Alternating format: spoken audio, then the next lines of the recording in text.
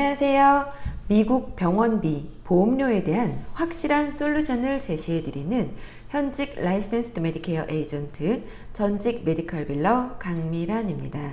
지금 이 영상을 보시는 분들은 아마 메디케어 서플리멘털 플랜에 대해서 알고 계신 분들이실 거예요. 하지만 만약에 메디케어 서플리멘털 플랜에 대해서 조금 더 알고 싶으신 분들은 제가 링크를 걸어 드릴게요. 여기에서 보고 오세요. 오늘은 메디케어 서플리멘털 플랜을 사용하시는 도중에 겪게 되실 수 있는 한계 상황에 대해 공유해 볼게요. 메디케어 파트 B 보험료 외에도 월 추가적인 보험이 적지 않은 이 메디케어 서플리멘털 플랜에 대해서 그럼에도 불구하고 그렇게 선택하시려는 이유가 있으시죠. 그리고 막상 이 메디케어 서플리멘털 플랜을 선택을 하시려고 했을 때 정말 많은 보험회사에서 그 지역에서 어머님 아버님이 사시는 그 지역에서 제공을 하고 있다는 것을 아셨을 거예요. 그렇다면 내가 메디케어 서플리멘털 플랜을 선택을 한다면은 도대체 어느 회사에 어떠한 플랜을 해야 되는지 거기에서부터 또 하나의 난관이 있으실 거예요. 교과서적으로는 어머님 아버님들이 어떠한 보험회사의 플랜을 선택을 하시던지 별 상관은 없어요. 커버리지는 어머님 아버님이 어떠한 플랜을 선택을 하냐가 문제이지 보험회사는 아무 상관이 없는 게 교과서적인 메디케어 서플리멘털 플랜의 특징입니다.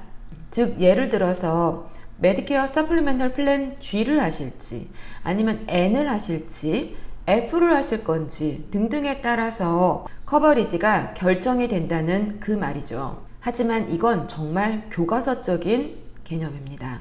실제 사용에 있어서는 확실히 어떠한 차이가 있어요. 저는 워낙에 많은 보험사와 컨트랙이 되어 있고 그리고 또 전직 메디컬 빌러로서 의사 선생님의 입장에서도 일을 해봤기 때문에 이 실제적인 차이를 제가 정확하게 알려드릴 수 있는 거예요. 지금 현재 사시는 지역에서 제공되는 메디케어 서플리멘털 플랜을 제공하는 회사가 과연 몇 개나 되는지 아세요? 5개? 10개?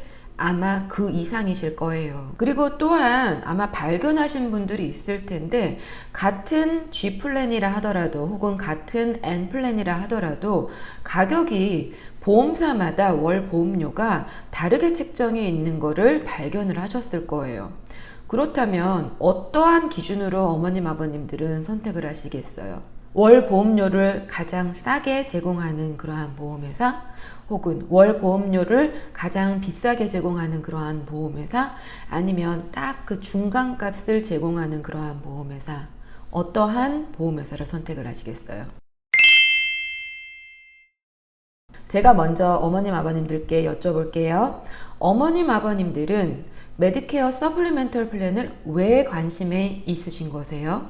왜 메디케어 서플리멘털 플랜을 하시려는 거죠? 네트워크 걱정 없이 미국 내에 메디케어를 받으시는 곳이라면 어디든지 가서 내가 정말 아플 때에 그렇게 보장을 받으시고 싶으시기 때문에 메디케어 서플리멘털 플랜에 관심이 있으신 건가요?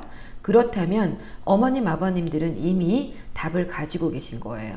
이제 의사 선생님의 입장으로 한번 가볼까요? 제가 항상 의사 선생님의 입장에서 이야기하는 이 이유는 의사 선생님 입장이 되어 보시면 바로 그 답이 나오기 때문입니다. 하스피럴 이용 시에는 어머님 아버님들이 어떠한 회사의 플랜이든 거부하는 그러한 하스피럴은 없을 거기 때문에요. 예, 그런데 닥터스 오피스, 즉 의사 선생님 만나러 가는 그때에 바로 뭔가 삐그덕거림이 있습니다. 사실 의사 선생님들은 환자를 보시느라 바쁘기 때문에 이 보험 전체에 대해서 정확하게 그 많은 부분을 아시기 힘드십니다. 보험에 대해 정확히 많은 부분을 알고 계시지 않으신다면은 실제로 처음 보는 보험회사의 보험을 좀 받기 어려우실 거예요. 제가 실제 사례를 예를 들어 드릴게요. 이곳은 제가 실제로 컨택을 했었던 곳이에요. 작지 않은 규모의 그러한 의사 선생님 오피스였고 또한 빌링팀까지 따로 있었습니다. 제가 실제로 전화를 했을 때에 그쪽에서 하시는 말씀이 자신은 어떤 A라는 보험회사의 메디케어 서플리멘털 플랜만 취급을 한다라고 하시더라고요. 제가 좀 전에 말씀드린 그 오피스보다는 조금 작은 규모였었는데 그쪽에서는 모든 메디케어 서플리멘털 플랜이 플랜 G만 있는 줄 아시는 곳이에요. 하지만 이 모든 상황에 대해서 의사 선생님 오피스를 블레임할 일도 아닙니다. 이 보험에 대한 난리지는 저처럼 라이센스를 따기 위해 공부를 하고 그리고 매년 그 많은 보험회사와 컨트랙을 다시 하기 위해 공부하고 시험 보고 또한 그 많은 세미나 프로그램에 참가를 하고 또한 의사 선생님들의 현재 동향을 전체 다 파악하고 있는 저 같은 경우를 제외하고는 이 전체적인 부분에 대해서 이렇게 자세히 아시기는 좀 힘드세요. 어떠한 보험회사를 선택할까, 이것은 어머님 아버님들이 내가 뭘 하고 싶다 보다는 좀 많은 의사 선생님들이 여러모로 좀 알고 있는 그러한 보험회사를 선택을 하시는 게 어머님 아버님 쓰시기에 그냥 편하시겠죠. 아니면 이런 방법도 있으시긴 해요. 만약에 자신의 서플리멘털 플랜을 그 닥터스 오피스에서 받지 않겠다 그러시면은 어머님 아버님들이 클레임을 보내시는 방법밖에 없습니다. 정리가 좀 되시나요? 오늘은 메디케어 서플리멘털 플랜의 실제 사용에 있어서의 한계 상황을 제가 예를 들어서 정확히 어머님 아버님들에게 알려드렸습니다. 다음 시간에는 또 다른 메디케어 플랜의 실제 사용에 있어서의 한계 상황과 그 한계를 극복하기 위해 어떠한 노력들이 있을지 같이 공유해보는 그러한 시간을 가질게요. 저는 뉴저지, 뉴욕, 커네티컷, 오하이오 라이센스드 메디케어 에이전트 강미란이었습니다. 감사합니다.